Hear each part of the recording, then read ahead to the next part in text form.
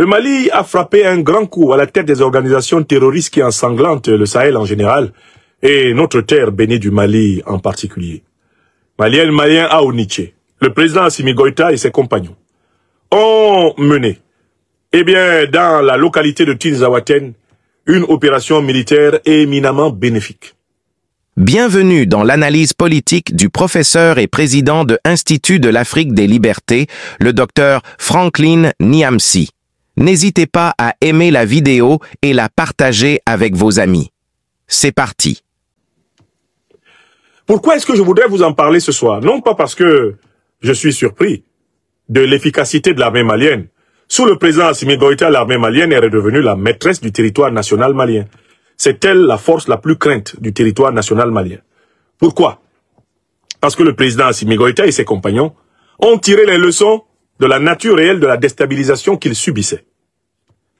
Alors que on avait présenté la théorie selon laquelle l'Afrique était attaquée par des djihadistes qui voulaient imposer une certaine forme d'islam à tous les Africains, le président Assimi Goïta et ses compagnons ont compris ce que nous expliquions depuis plusieurs décennies aux Africaines et aux Africains sans être suffisamment écoutés. Il n'y a pas de guerre religieuse en Afrique. Ceux qu'on appelle les djihadistes sont en fait des mercenaires terroristes qui ont accompagné l'OTAN dans le saccage de la Libye en 2011, qui ont été armés en Libye et chargés d'envahir le Sahel afin d'imposer aux États sahéliens l'acceptation de la recolonisation militaire, économique et politique du continent noir, afin de permettre la même pénétration au niveau du golfe de Guinée, la même qui s'opère en République démocratique du Congo et jusque dans le canal du Mozambique. On envoie des prétendus terroristes religieux, mais qui ne sont pas religieux du tout. Ils déstabilisent la zone et ensuite on impose aux pays déstabilisés d'accepter le repositionnement des bases militaires impérialistes occidentales sur son sol. Et une fois que cela est fait, ces bases militaires permettent aux multinationales de prendre possession des richesses naturelles, pétrole, gaz, manganèse, coltan, lithium, uranium et consorts. Et une fois que ceci est fait, on impose une guerre permanente dans la zone pour avoir des présidents faibles dans les capitales qui font les 4 volontés des maîtres du Nord.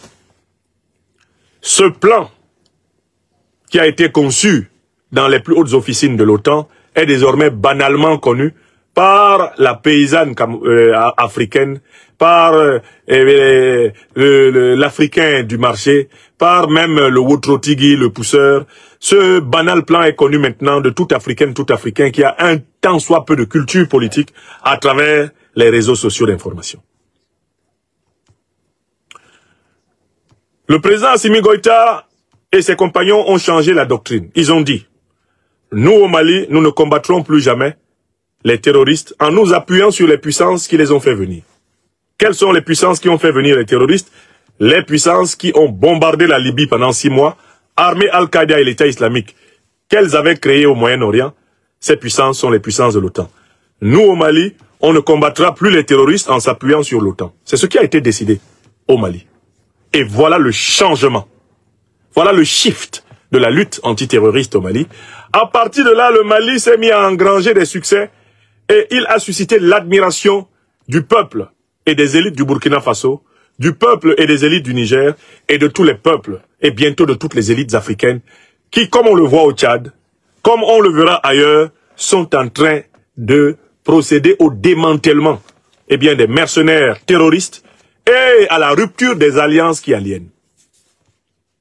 Oui, c'est du Mali qu'est partie l'étoile de la libération, l'étoile de la rédemption de l'Afrique du XXIe siècle. C'est au Mali que la doctrine a été entièrement appropriée par des dirigeants. Au départ, nous pensions que la doctrine avait été maîtrisée en République centrafricaine. Non. Le président centrafricain, malgré ses efforts relatifs, n'a pas été à la hauteur de la doctrine. La preuve, il en est aujourd'hui à tendre la sébile pour avoir 10 pauvres millions d'euros. Pour faire fonctionner l'État centrafricain, il tend la main pour obtenir la fameuse aide française au développement. Ça fait pitié. Le Centrafrique, qui semblait être un lieu d'éveil, s'est réendormi et on entend ronfler les dirigeants centrafricains à des milliers de kilomètres maintenant. C'est le Mali, avec le président Assimi Goïta, qui s'est approprié pleinement la doctrine et en a fait une lumière pour le continent. Cette doctrine a rayonné au Burkina Faso. Le Burkina Faso a mis fin aux accords de coopération militaire avec les puissances qui ont détruit la Libye, armé les terroristes et envahi le Sahel. La doctrine a rayonné immédiatement à Niamey. Le président Abdourahmane Tiani et le CNSP se sont levés, ont crié Laboussani no Zanchan Kassani et ont rompu tous les accords militaires avec les puissances qui ont attaqué la Libye, assassiné Kadhafi, armé Al-Qaïda et l'État islamique et envahi le Sahel. Et c'est cela qui arrive maintenant en N'Djamena. C'est cela qui arrive doucement, doucement en N'Djamena. Si le président Mahamat Idriss Déby Itno a bien compris que l'engrenage qu'il a lancé est irréversible. Soit il pédale, soit il crève.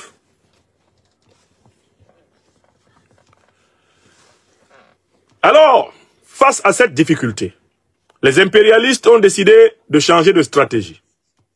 Au Mali, au Burkina, au Niger, comme partout ailleurs en Afrique. Ils ont décidé de changer le nom et la configuration des mouvements terroristes. Dans le nord du Mali, il s'appelait autrefois MNLA. Il s'appelait Al-Qaïda, Ansar Din. Il s'appelait État islamique, etc. Ils ont décidé de créer un soi-disant front de libération de l'Azawad et se sont réunis au sommet pour trancher de la nouvelle forme de leur communion. Les impérialistes ont décidé de ne plus appeler leurs partisans djihadistes, parce que nous avons déjà dénoncé le concept de djihadiste. Ils ont décidé de les appeler les indépendantistes, les rebelles, les sécessionnistes, alors qu'ils ne sont ni indépendantistes, ni rebelles, ni sécessionnistes, mais terroristes, mercenaires au service de l'OTAN depuis 2011. Les impérialistes ont décidé d'essayer de déguiser leurs troupes en ne les appelant plus djihadistes parce que nous avons pulvérisé le concept de djihadiste. Ils savent que plus personne n'y croit. Plus personne ne prend ça au sérieux. L'Afrique n'est pas dans une guerre religieuse. Ceux qui attaquent l'Afrique, ce ne sont pas des musulmans. Ce sont des mercenaires qui sont payés pour déstabiliser l'Afrique. Maintenant qu'ils savent que le peuple sait ça, que l'opinion sait ça, que ce n'est pas une guerre religieuse, ils ont décidé de faire une campagne de presse pour appeler tous ces terroristes-là, pour les appeler indépendantistes, séparatistes, rebelles, opposition armée. Ils ont essayé, en quelque sorte, de leur enlever les faux habits, le faux voile avec lequel ils étaient en train de tromper l'opinion depuis plus de 10 ans. Vous comprenez? Mais même là, on les a attrapés. Nous les attrapons aujourd'hui ici, médiatiquement, et nous vous disons, des cris partout, que au nord du Mali, il n'y a pas de djihadistes. Il n'y a pas d'islamistes qui veulent imposer l'islam. Et il n'y a pas de musulmans qui veulent tuer les musulmans pour que les musulmans soient musulmans. Pourquoi? Parce que ça n'a pas de sens. Tu ne vas quand même pas tuer un musulman pour qu'il soit musulman. Et l'islam tel qu'il est pratiqué chez nous en Afrique, et tel qu'il est pratiqué presque partout dans le monde, ne te donne pas le droit de tuer quelqu'un parce qu'il n'est pas musulman. Donc, il faut que tout le monde comprenne et explique qu'il n'y a pas de djihadistes au nord du Mali, il n'y a pas de djihadistes au Sahel, et il n'y a pas de djihadistes en Afrique. Nous avons essentiellement les terroristes mercenaires qui, depuis 2011, de concert avec l'alliance de l'OTAN, ensanglantent l'Afrique pour permettre à l'alliance de l'OTAN de positionner ses bases militaires, ses multinationales délétères et de continuer à piller notre terre. Voilà le message. Le Mali, qui a considérablement corsé son armement. Le Mali qui bénéficie aujourd'hui d'un renseignement aérien de pointe grâce à son alliance avec les puissances du monde multipolaire. Le Mali, le Burkina et le Niger qui sont en passe d'acquérir des satellites. Un satellite militaire, un satellite de communication, un satellite, administratif. et météorologique, le Mali possède désormais en temps et heure une idée de tous les mouvements stratégiques importants qui se déploient sur son sol. Les autorités maliennes ont pu donc repérer la réunion des principaux chefs terroristes dans la localité de Tinzaouaten, et au moment où ceux-ci se rassemblaient, comme le dirait le brillant Bienvenu Taonsa de la radio-télévision burkinabé, les principaux chefs terroristes ont été verrouillés et ils ont été frappés. J'ai lu par la suite la presse de leurs maîtres impérialistes. Mais la presse des maîtres impérialistes était en deuil. Non seulement ce sont les maîtres impérialistes qui leur avaient demandé de se rassembler, mais ils n'avaient pas prévu que le Mali ait la capacité de les identifier et de les frapper avec autant d'efficacité. C'est donc avec beaucoup de larmes, de morgue, que la presse impérialiste a pleuré les chefs terroristes, tentant de leur donner une stature indépendantiste, rebelle, héros, résistants qu'ils n'ont jamais eu. Même dans leur propre littérature, ils ne se sont jamais présentés comme des héros, des résistants et des rebelles. Bon. Mais qu'est-ce qu'il faut tirer de cette décapitation du leadership terroriste? Il faut tirer de cela une leçon fondamentale. Que doivent retenir les Maliens, les Africaines, les Africains en général? C'est que, en fait, la lutte contre les terroristes en Afrique, elle ne cessera jamais.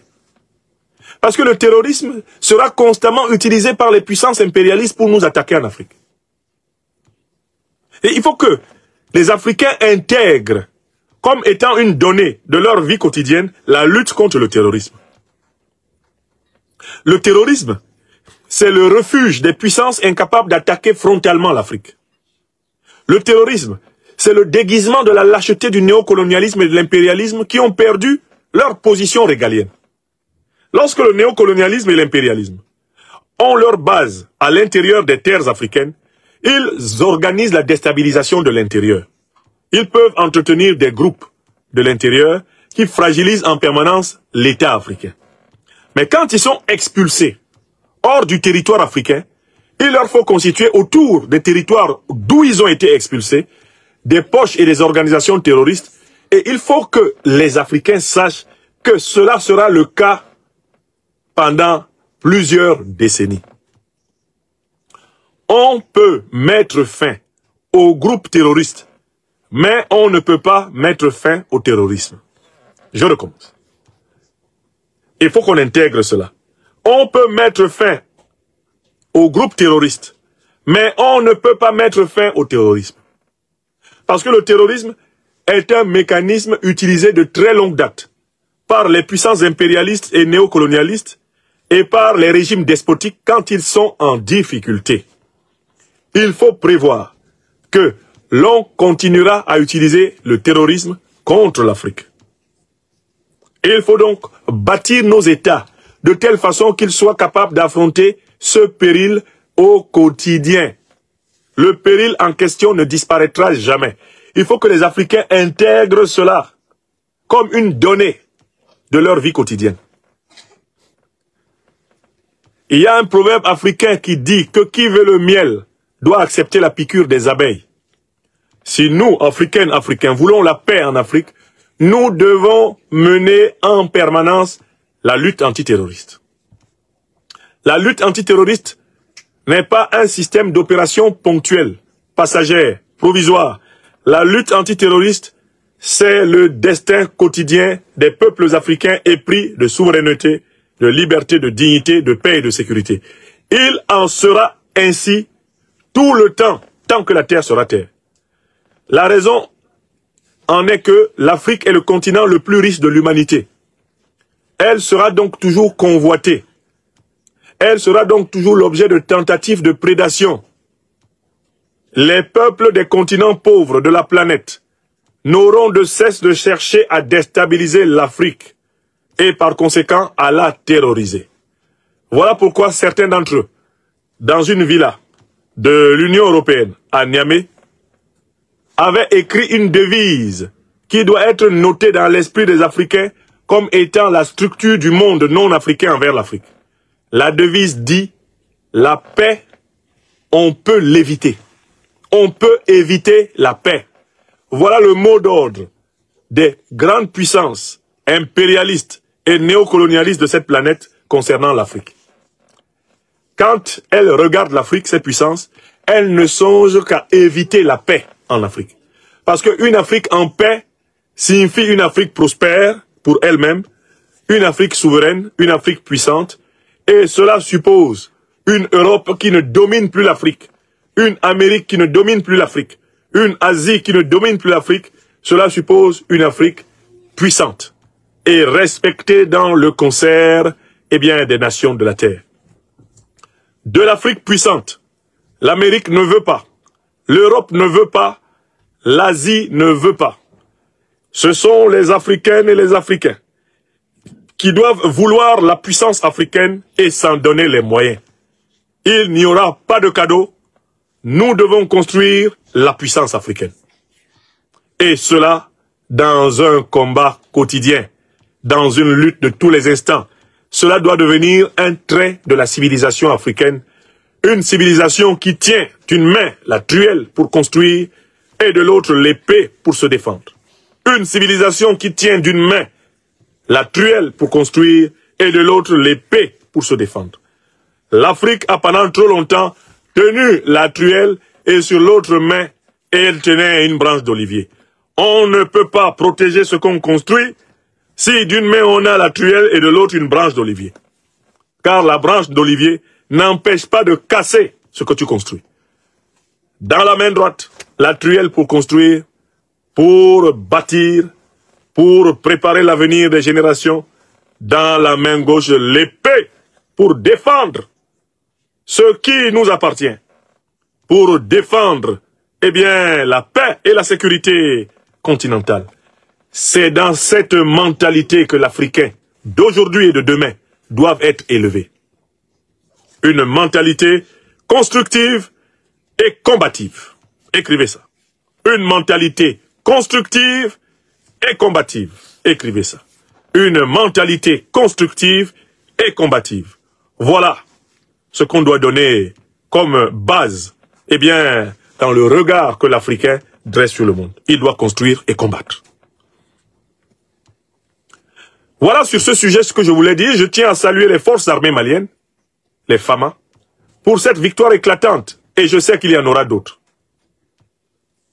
Il n'y a pas de djihadistes au Mali. Il n'y a pas de guerre religieuse au Mali. Il y a des mercenaires, des terroristes qui ont été armés depuis 2011 par l'OTAN pour saccager la Libye et qui ont été chargés de déstabiliser le Sahel. Ils seront combattus ad vitam aeternam. On ne pourra jamais mettre entièrement fin au terrorisme, mais on pourra mettre entièrement fin aux groupes terroristes. C'est ainsi, le monde est le terrain du construire et du combattre. Chers téléspectateurs, vous avez été les témoins privilégiés de cette analyse politique profonde et inspirante avec le Dr Franklin Nyamsi. Maintenant, c'est à vous. Réagissez en commentaire, partagez vos réflexions et vos idées. Si cette vidéo vous a éclairé, n'hésitez pas à l'aimer et à la partager avec vos amis. Ensemble, nous construisons l'Afrique de demain. À très bientôt.